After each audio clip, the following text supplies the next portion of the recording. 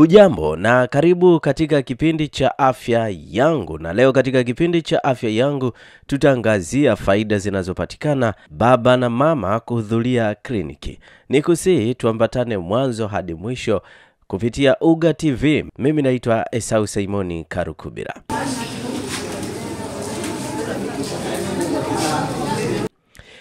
Ingawa akina baba walio wengi hivi sasa wanajua umuhimu wa kuwasindikiza wenza wao kliniki wakati wa ujauzito na hata baada ya kujifungua, lakini bado wapo wengi wenye dhana kuwa kupima afya zao ndio lengo pekee la kwenda kliniki. Jamii ya watu wengi hutegemea kina mama kupima afya zao wenyewe na baadaye kupata matokeo mazuri, hujiaminisha kuwa wao wapo salama. Na hii ni dhana potofu, kwani katika kliniki za uzazi si upimaji wa afya tu. Yapo mambo mazuri muhimu ambayo akina baba wakiyajua ni faida, lakini hasa kwa watoto wao, na hivyo ni muhimu akina mama na baba kuhudhuria kliniki mara tu wanapogundua kuwa ni mjamzito. Wakati wa kliniki, wajawazito na wenza wao hushauriwa kupima vipimo mbalimbali kujua hali za afya zao, ambapo itasaidia kumlinda mtoto mtarajiwa ikiwa atagundulika mmoja wao au wote wameugua magonjwa mbalimbali ikiwemo kuishi na virusi vya ukimwi. Takwimu za Wizara ya Afya zinasema mwaka 2022 inaonyesha kuwa ni 35% tu ya wazazi wa vijijini wanaoshiriki kikamilifu katika huduma za afya na watoto wao, ikilinganishwa na 65% ya wazazi wa mjini. Takwimu za ripoti ya Wizara ya Afya Zanzibar inasema akina baba 17,694 sawa na 34% ya akina mama wote walishiriki kuwapeleka wenza wao kupata huduma ya afya ya uzazi, mtoto na wajawazito. Ripoti hiyo ilibainishwa Mei 17 mwaka 2024 katika mkutano wa 15 wa Baraza la Wawakilishi Chukwani, Unguja, Zanzibar. Lakini je, mwitikio wa kina baba ni upi katika kuwasindikiza wenza wao kliniki? Na hawa ni baadhi yao waliozungumza na UGA TV. Muhamedi Mkubwa Juma ni mkazi wa Shamiani, wilaya Chake Chake Pemba. Of course swala zima la pengine mtu kufuatana na mwenza wake ama mke wake kumpeleka hospitali, katika jamii yetu tunasema kuna kumpeleka kliniki. Katika jamii yetu tunaona kwamba ni wachache sana. Mara nyingi huwa ni ile siku ya mwanzo ambao ni kama lazima kule hospitali, mke wako akaenda siku ya mwanzo kliniki ile. Ni kama lazima, lakini baada hapo unakuta mara nyingi ni wanawake pekee wanakwenda. Lakini kwa upande wangu mimi binafsi na najivunia na namshukuru Allah Subhanahu wa Ta'ala kwa kunipa moyo huu kwamba siku yoyote ambayo mke wangu atakwenda hospitali ama atakwenda kliniki, basi naambatana naye na kwenda naye hospitali. Kwa hili ni wito kwa wanaume wenzangu ama jamii kwa ujumla, tuhakikishe basi tunawapeleka wake zetu hospitali kwa pamoja, kwani kuna faraja ndani yake ambayo inapatikana. Yani kufuatana tuna mke wako kuna kumpeleka hospitali, basi kuna faraja inapatikana sana, na huenda pengine ikawa ni sababu ya kurudisha yale mapenzi ambao pengine tayari yameshakufa. Tunajua kwamba katika ndoa nyingi basi unakuta kwamba mara nyingi furaha ni zile siku za mwanzo tu, lakini sasa ndoa ikisha kuwa ni kongo unakuta sasa ile furaha inakuwa kidogo mapenzi. Naitwa Mbaruku Musa Omar na nafanya kazi kwa sasa katika taasisi ya Community Forest Pemba. Naona au kipindi ambacho mke wangu ni mjamzito, watoto wa kiume ilikuwa mara nyingi tunakwenda hospitali. Naona pamoja na yeye anachukua watoto na mimi nakwenda zetu, tunafuatana na tunasaidiana, kwa sababu unakwenda hospitali unapofika pale mgonjwa au pengine si wewe peke yake unahitaji huduma. Kuna watu wengi ambao wanahitaji huduma. Kwa hiyo ina maana kwamba tunapokwenda pale tunakuwa tunasaidiana. Kuna pahala ambapo mimi nikimbize pala fulani pengine kwenda kwenda kuchukua dawa, kwenda kunana, pengine kuna jambo fulani ukachukue buku. Hasa masuala kama hayo ilikuwa mimi mwenyewe ndo nakimbizana nayo, na mke wangu anabakia na watoto, alafu baadaye tunatoka tunakwenda kwa daktari pamoja.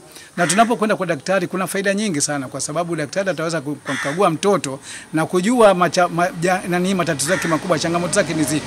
Hasa na wakati mwingine anapotuambia kwamba mtoto pengine wakati wa jioni msimvalishe nguo nyepesi, kwa mfano kama ni kipindi cha mvua, kutenda vizuri, au pengine anahitajika pengine kupewa dawa pengine asubuhi, mchana na jioni. Hasa binadamu kila mmoja na uelewa wake na kila mmoja na fahamu zake. Tunaenda vizuri, lakini sasa tunapokuwa wawili inakuwa ni rahisi kuweza kuunderstand, kuweza kukumbuka daktari alituambia jambo hili, alituambia jambo hili, alituambia jambo hili.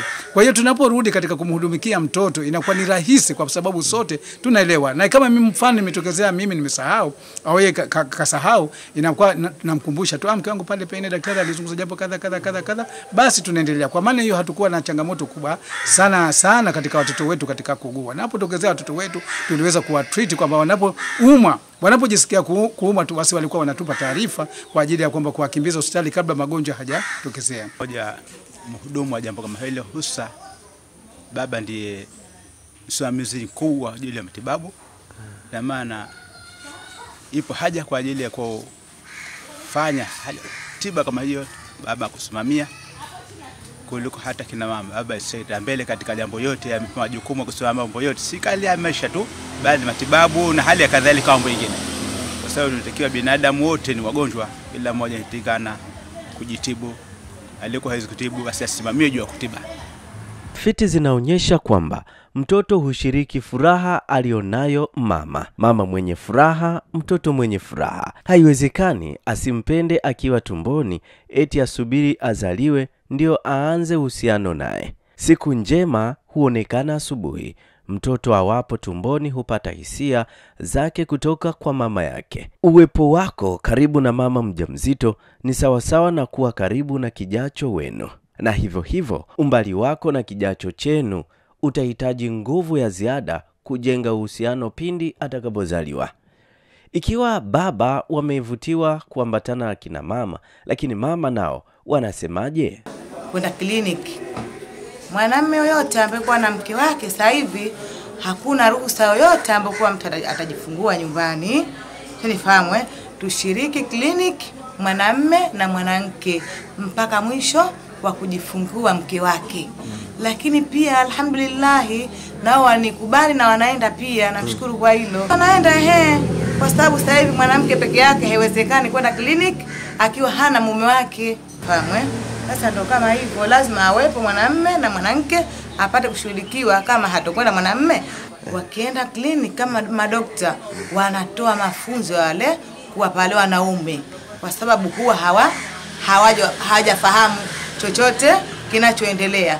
Pale wanapewa darsa, nao pia kwenye kichwa wanachukua kwa ajili ya kusaidia zaidi wakijifungua wake zao vipi wafanye na wasaidie pia. Je, wanaume kuwapeleka wenza wao kliniki kuna maana gani katika jamii?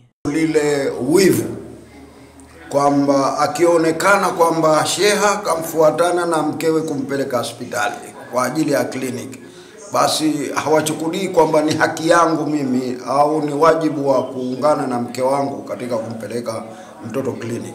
Watu watasema ana wivu yule, make hata mkewe hamruhusu kwenda pekee. Haya ndio anotukosti tukawachia mzigo huu wa kliniki za watoto wanawake peke yao. Lakini kama ingalikuwa tunafahamu umuhimu huu kwamba unapokwenda kliniki pengine na wewe pia wengekuwa wahusika na wewe tatizo la mtoto kwamba lilianzia kwa baba, kwa hivyo likionekana hivyo na wewe baba itakuwa ni rahisi, upo pale utapata kliniki kabisa. Wako mfano tumpate hapa, ama mume wako akufanyie 1 2 3. Kauli ya daktari katika dini inasikilizwa, ila bora daktari awe ni mwadilifu na ni daktari ambaye ana ujuzi, si daktari wa kujifundisha, ni daktari aliyekubalika, basi kauli yake inasikilizwa. Kwa hiyo ndugu zangu katika imani, si huyu mtoto tu, si hii mimba tu, hata mtoto kuzaliwa bado mama, kisheria ya dini yetu ni kwamba anyonyeshwe mtoto ni baba si mama. hata kama atanyonyesha mama, lakini anyonyeshe kwa sababu ya kunlipa wewe baba, unlipe mama kwa kukunyonyeshea mtoto wako.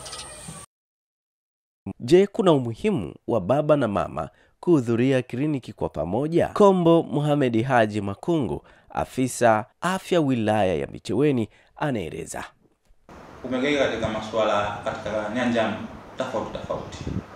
Ikiwa kwanza inakuwa imo nyanja ya kiuchumi, lakini vile vile ipo nyanja ya kijamii, lakini vile vile ipo nyanja ya kwenye uelewa ama kwenye ufahamu. Labda tuzungumze kwenye ufahamu. Akina baba wengi hasa ikiona wilaya yangu ya Micheweni ni wana uhafifu ama wana maono hafifu ama kidogo kwenye uelewa wa masuala ya afya mingi sana, ambapo mtakuwa anamkabili mwenza wake ama atakuwa yeye anaweza akayapata kutoka kwa mwenza wake. Kwa hiyo anapohudhuria kliniki na mwenza wake, kwanza atapata uelewa kuhusiana na masuala ya afya. Kwenye afya kuna nini na kinaweza ikasababisha nini kwa yeye na kwa mama na kwa mke wake na hata kwa kiumbe ambacho kwamba kitakuwa kimo ndani ya tumbo la yule mama. Lakini ikiwa mama hata si mjamzito, lakini vile vile anaweza akapata kuielewa familia yake inaendelea vipi kiafya. Kuna tatizo gani ambalo kwamba linawezekana likaleta shida kubwa sana kwenye familia yake na linahitaji utatuzi wa kidaktari. Lakini ya tatu, inawezekana akaweza kuliondosha tatizo hilo kwenye familia yake mapema sana kabla halijawa kubwa likaleta athari kubwa sana kwenye familia yake, kwa sababu watajua mambo mingi sana yanayoihusu familia yake kiafya. Lakini jingine, afya si ya mwanamke tu kwamba yeye ndo anayepaswa kuwa mbele kwa kila kitu kwenye upande wa afya wa familia. Kumbe mwanamume ndio ambaye kwamba anatakiwa ahusike kwa 100% kwenye suala la afya kwenye familia yake. Nikushukuru sana mtazamaji wa UGA TV kuambatana nami mwanzo hadi mwisho. Tukutane wiki ijayo katika kipindi cha Afya Yangu. Sisi tunasema UGA TV, furaha yako.